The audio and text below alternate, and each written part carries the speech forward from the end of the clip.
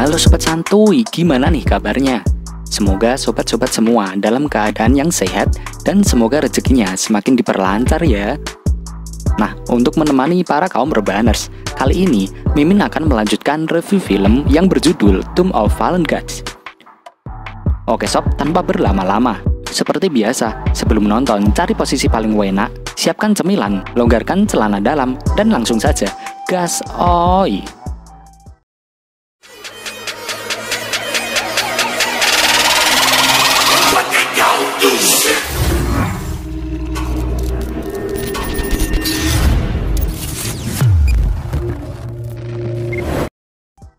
Di awal film, Chenan mengetahui siapa di balik karakter patung itu.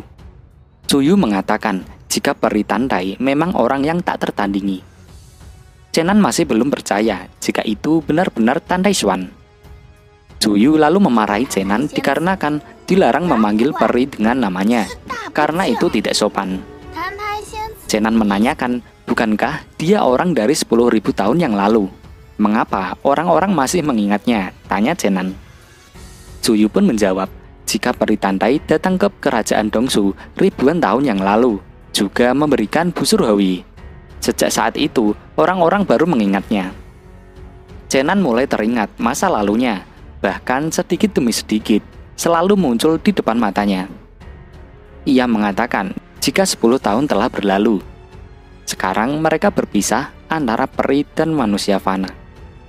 Ia takut harus menunggu sampai Chenan bisa menjadi peri, baru bisa bertemu Tandai Swan lagi, juga bertanya tentang masa lalunya. Suyu hanya tertawa nih, mendengar Chenan ingin menjadi peri. Bahkan dirinya ini sekarang kehilangan kekuatannya. Ia juga mengatakan jika kekuatannya kembali sekalipun, juga hanya di ranah tingkat pertama. Mereka pun melanjutkan perjalanan, melewati orang-orang pekerja di tempat itu. Kemudian mereka pun tiba di suatu tempat, dan itu akan menjadi tempat tinggal Chenan untuk sementara waktu. Suyu menyampaikan pesan dari kakaknya bahwa busur Howi sangat penting. Ia meminta tolong agar Chenan merahasiakan mengenai Chenan bisa menggunakannya. Kemudian di tengah-tengah perbincangan itu muncul naga yang menyerang dua pekerja. Orang yang menunggangi naga itu sepertinya akan membunuh dua pekerja itu. Lalu Suyu pun berusaha untuk membantu pekerja itu. Orang itu bernama Simalingkong. Suyu menanyakan apa kesalahan para pekerja itu sehingga Simalingkong memperlakukan mereka begitu kejam. Simalingkong pun mengatakan jika mereka hanyalah seorang budak dan dapat menjadi cemilan untuk Tuan Tian naganya itu. Karena ada Tuan Putri, maka pekerja itu dilepaskan oleh Simalingkong.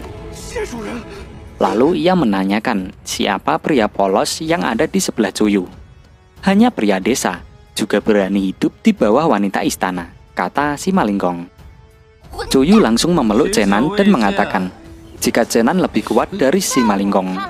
Simalingkong mengingatkan jika dirinya dan Suyu sudah bertunangan, jangan main-main dengan orang lain dan mempermalukan kerajaan, kata Simalingkong. Dengan tegas, Suyu mengatakan jika dirinya tak akan menikahi Simalingkong. Ternyata, Suyu tak bisa mengaturnya sendiri dikarenakan pernikahan itu adalah keputusan yang mulia raja. Simalingkong sepertinya akan memukul Chenan. Namun, Suyu segera memperingatkannya jika perkelahian sangat dilarang di mansion Cici. Mendengar itu, Simalingkong tak bisa berbuat apa-apa dan tak jadi memukul Chenan. Simalingkong menyebut Chenan hanya bisa bersembunyi di balik wanita. Chenan pun menjawab, apa seorang pria harus seperti Simalingkong yang selalu menguntit wanita, seperti anjing gila yang tak punya malu. Kemudian Simalingkong melihat ada naga kecil di bawah Chenan. Ia mengatakan jika makhluk kecil itu sangat menarik. Ia pun menginginkannya.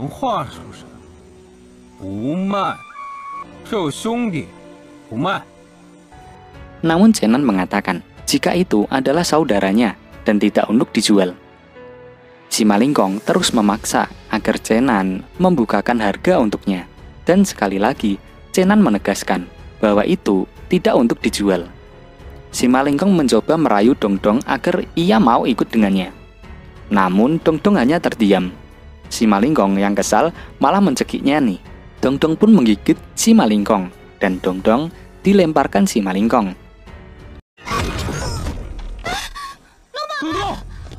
Lalu si Malingkong memperingatkan Chenan agar ia menjauh dari Tuan Putri. Kalau tidak, ia akan memberi Chenan pelajaran. Cuyu sangat marah dengan si Malingkong. Si Malingkong pun mengatakan jika dirinya sangat serius dengan Tuan Putri. Namun karena muak, Cuyu malah mengusir si Malingkong dari tempat itu. Si Malingkong akan menemui Cuyu di lain hari, dan lalu ia pun pergi dari sana.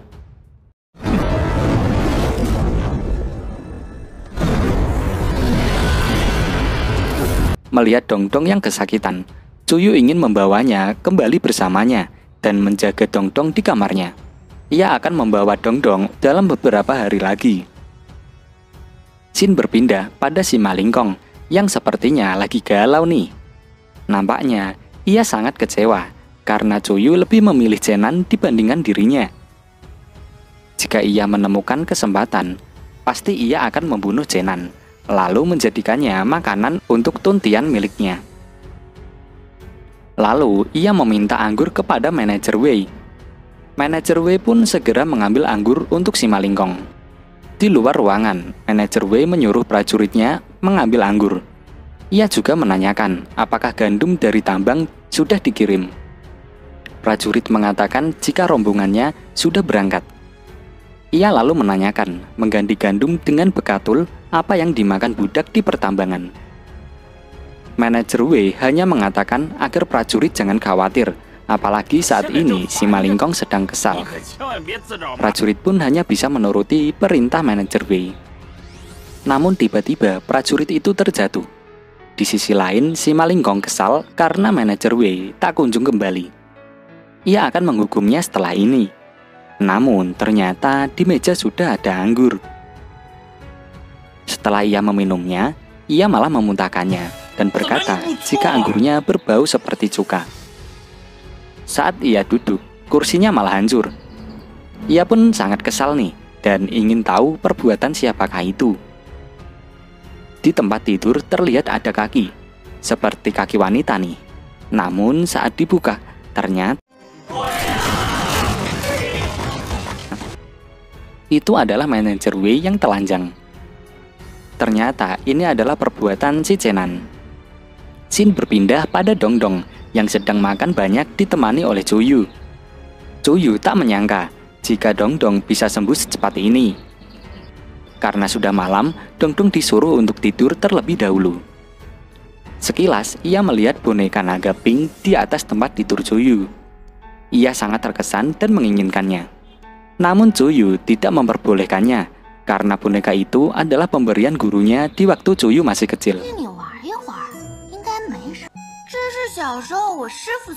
Dongdong pun membuka wajah melasnya untuk memohon agar diperbolehkan meminjam boneka itu. Keimutan Dongdong berhasil membuat hati Cuyu luluh. Akhirnya Dongdong diperbolehkan meminjam boneka itu, namun hanya untuk sekali saja, dengan syarat boneka itu tidak boleh dibawa pergi dan hanya boleh dimainkan di kamar saja. Lalu Cuyu menawarkan agar ia tinggal beberapa hari di kamarnya. Dongdong pun sangat setuju, ya karena ada makanan yang banyak dan boneka itu di sana.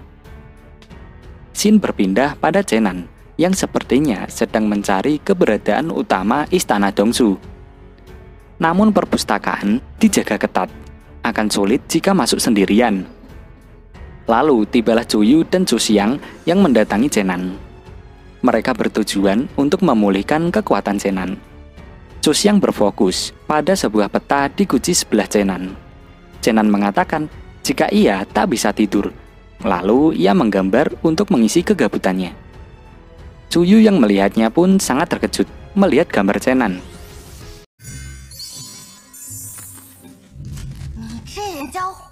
Ternyata gambarnya sangat jelek sekali nih. Dengan cepat, Chenan mengacak gambar di guci agar tak diketahui mereka. Lalu Chenan menanyakan di mana keberadaan Dongdong. Cuyu menyuruh Chenan untuk jangan khawatir Dikarenakan sekarang Dongdong mungkin sedang sarapan di kamarnya. Chu Xiang pun akan segera memulai pemulihannya. Banyak sekali jarum yang dibawa Chu Xiang. Ia menyuruh Zenan melepaskan mantelnya. Ternyata ini seperti akupuntur.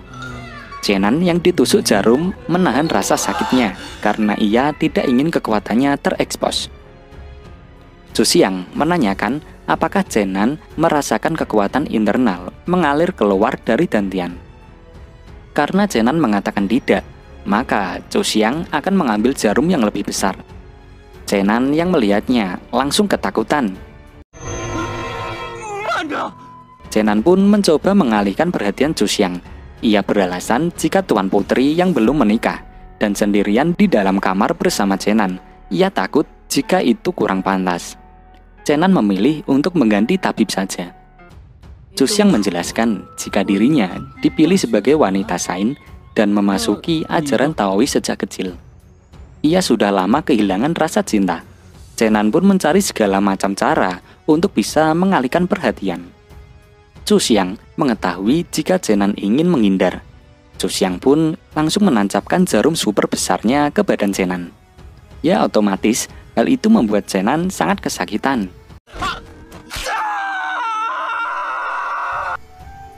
Setelah selesai, Chu Yu menanyakan bagaimana hasilnya. Namun Zenan hanya bisa menarik nafas dan mengatakan jika dirinya ingin ke perpustakaan untuk bersantai. Namun sebelum itu, Chu Xiang menanyakan jika Zenan mengenali karakter kuno. Tapi anehnya, ia tidak tahu karakter saat ini. Ia pun curiga ketika tahu Zenan tidak bisa membaca huruf. Zenan malah keceplosan nih. Ia menanyakan jika ingin beradaptasi dengan era ini, apakah harus terpelajar dan melek huruf. Chu Xiang lalu menanyakan maksud dari kata era ini. Lalu Zenan menjelaskan jika maksudnya adalah ia ingin belajar membaca. Chu Yu yang mendengarnya, ia menawarkan diri untuk mengajari Zenan membaca. Chu Xiang pun setuju dengan itu. Chu Yu mengatakan jika di pagi hari ia akan membantu Zenan memulihkan kekuatannya, dan sore harinya ia akan mengajari Zenan cara membaca. Saat Zenan mau ke perpustakaan, ia dilarang Chu Xiang karena harus fokus menyembuhkan diri terlebih dahulu. Dan hari demi hari, pengobatan itu dilakukan. Bahkan jarum untuk akupuntur juga semakin besar nih. Zenan hanya bisa pasrah dan ketakutan. Di suatu hari, mereka sepertinya frustasi nih, dikarenakan sudah beberapa hari ini masih tidak ada hasilnya.